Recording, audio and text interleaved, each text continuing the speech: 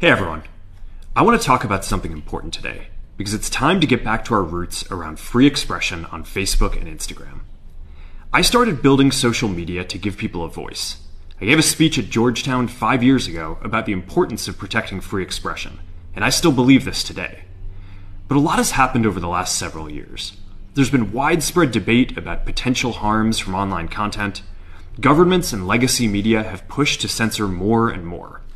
A lot of this is clearly political, but there's also a lot of legitimately bad stuff out there. Drugs, terrorism, child exploitation. These are things that we take very seriously, and I want to make sure that we handle responsibly. So we built a lot of complex systems to moderate content. But the problem with complex systems is they make mistakes. Even if they accidentally censor just 1% of posts, that's millions of people. And we've reached a point where it's just too many mistakes and too much censorship. The recent elections also feel like a cultural tipping point towards once again prioritizing speech. So we're going to get back to our roots and focus on reducing mistakes, simplifying our policies, and restoring free expression on our platforms. More specifically, here's what we're going to do. First, we're going to get rid of fact checkers and replace them with community notes similar to X, starting in the US. After Trump first got elected in 2016, the legacy media wrote non-stop about how misinformation was a threat to democracy. We tried in good faith to address those concerns without becoming the arbiters of truth. But the fact checkers have just been too politically biased and have destroyed more trust than they've created, especially in the US. So over the next couple of months, we're going to phase in a more comprehensive community notes system. Second, we're going to simplify our content policies and get rid of a bunch of restrictions on topics like immigration and gender that are just out of touch with mainstream discourse.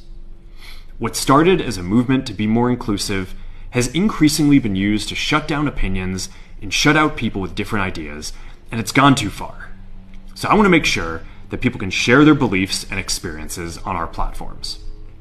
Third, we're changing how we enforce our policies to reduce the mistakes that account for the vast majority of censorship on our platforms. We used to have filters that scanned for any policy violation. Now, we're going to focus those filters on tackling illegal and high-severity violations. And for lower-severity violations, we're going to rely on someone reporting an issue before we take action. The problem is that the filters make mistakes, and they take down a lot of content that they shouldn't. So by dialing them back, we're going to dramatically reduce the amount of censorship on our platforms. We're also going to tune our content filters to require much higher confidence before taking down content. The reality is that this is a trade-off. It means we're going to catch less bad stuff, but we'll also reduce the number of innocent people's posts and accounts that we accidentally take down. Fourth, we're bringing back civic content. For a while, the community asked to see less politics because it was making people stressed. So we stopped recommending these posts. But it feels like we're in a new era now, and we're starting to get feedback that people want to see this content again. So we're going to start phasing this back into Facebook, Instagram, and Threads while working to keep the communities friendly and positive. Fifth, we're going to move our trust and safety and content moderation teams out of California, and our US-based content review is going to be based in Texas. As we work to promote free expression, I think that it will help us build trust to do this work in places where there is less concern about the bias of our teams. Finally, we're going to work with President Trump to push back on governments around the world that are going after American companies and pushing to censor more. The US has the strongest constitutional protections for free expression in the world. Europe has an ever-increasing number of laws institutionalizing censorship and making it difficult to build anything innovative there. Latin American countries have secret courts that can order companies to quietly take things down. China has censored our apps from even working in the country. The only way that we can push back on this global trend is with the support of the US government. And that's why it's been so difficult over the past 4 years when even the US government has pushed for censorship.